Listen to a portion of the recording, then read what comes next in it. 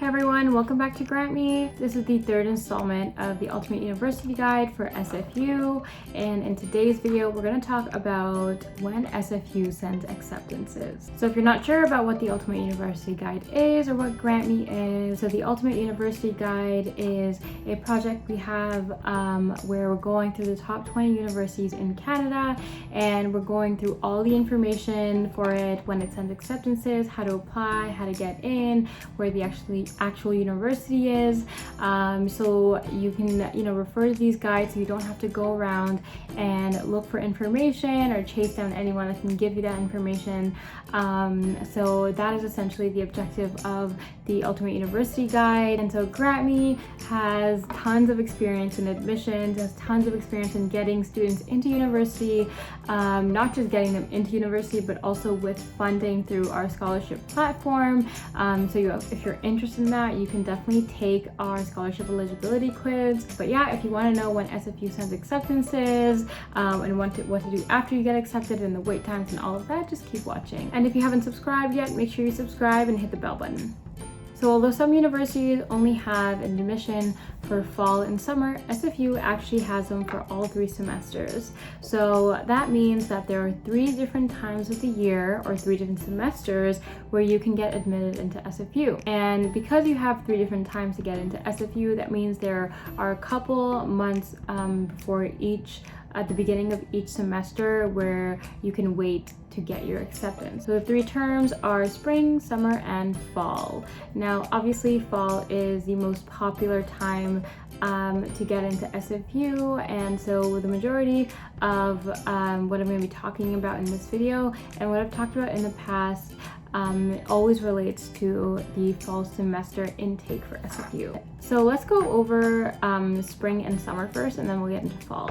So if you want to get into the spring semester of SFU, that starts in January, and acceptance offers are made from September to November. Summertime admission offers are made between October and April, and the summer term starts in May. For the fall semester, which is the most popular time to apply for students, and it's also the beginning of the school year, it has a much longer time frame for acceptance offers. So the September fall intake obviously starts in September, and the intake for that goes from January to June. So if you have your acceptance by June, you have 2 months to prepare for acceptance into SFU. Now, SFU on their website doesn't say too much about what will get a student accepted, but you can assume that it's mostly the quality of your application, whether you complete the requirements, such as the ones I talked in the last video that are degree specific, as well as the general admission requirements,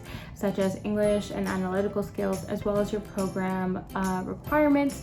So you want to make sure that, of course, you've completed those, because if you haven't, you're not going to get accepted at all. But you also want to make sure that the quality of your application is higher. Now, there's kind of a toss-up between when you'll actually get your acceptance, because of course January to June is a whole 6 months, and that's a long time to wait for an application, and that's a very long time to kind of guess when you'll get yours. People have gotten them between 2 weeks to 6 months, so it really just depends on the committee and your application. So a thing to note here is that you may not get your immediate offer right after you apply, and that's mostly because SFU sometimes needs official documents from you. And the only way that you'll know what these documents are is if you make an SFU account. Now, SFU's student information portal is called SFU Student Information System, and so that's SIS for short. After you apply to SFU, you'll get an email that will give you your student number and a password, and will acknowledge your application. And so that ID and password is what will log you into the SIS, which is the Student Information System. And so once you log into that, that's where you can see all your information. So that's where you can see your status, that's where you can see any documents that you might be missing. There's also a very handy to-do list on the side of your Student Information System page and that to-do list will basically tell you everything you need to submit. And so your application actually won't be considered until one, you pay that fee, that $78 fee that we talked about in the last video, as well as if you don't submit the documents they need to look at your application.